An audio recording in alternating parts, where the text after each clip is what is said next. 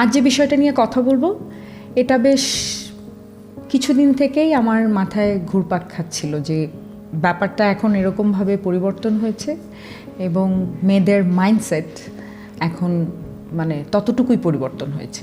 ব্যাপারটা হলো অবিবাহিতা থাকা এখন আর ব্যর্থতার প্রতীক নয়, এটি বুদ্ধিমত্তা, স্বাধীনতা এবং মানদণ্ডের পরিচয়।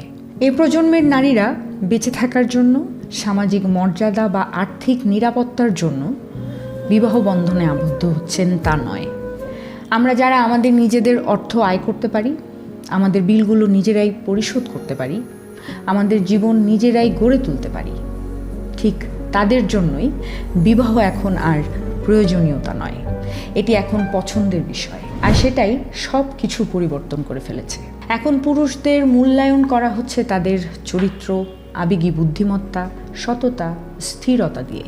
একজন নারী একজন পুরুষের কাছে কতটা নিরাপদ ফিল করছে তার মেজারমেন্ট দিয়ে, আর্থিক যোগানের উপর ভিত্তি করে নয়, বরং ব্যক্তিগতভাবে কিভাবে তারা উপস্থিত হয়, কিভাবে যোগাযোগ করে, কিভাবে তারা সব কিছু সামলে দেয়, তাদের কথা এবং কাজের মধ্যে মিল রয়েছে কিনা, এবং তারা ঝামেলা সৃষ্টি না করে সব কিছুর ওপর নীরবতাকে প্রাধান্য দিচ্ছে কিনা।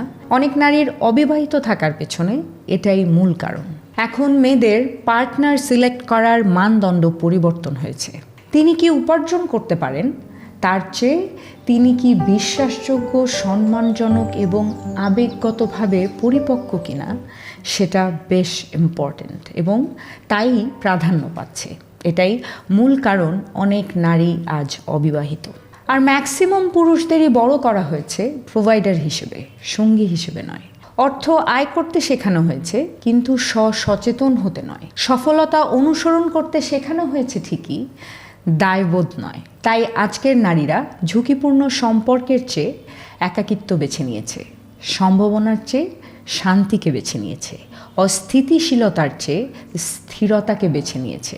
তারা নিজের মানসিক ও আবেগীয় শান্তির ব্যাঘাত করুক এরকম কারো সঙ্গ চায় না। আজ অবিবাহিতা থাকা কোনো ব্যর্থতা নয়, এটি বুদ্ধিমত্তার পরিচয়।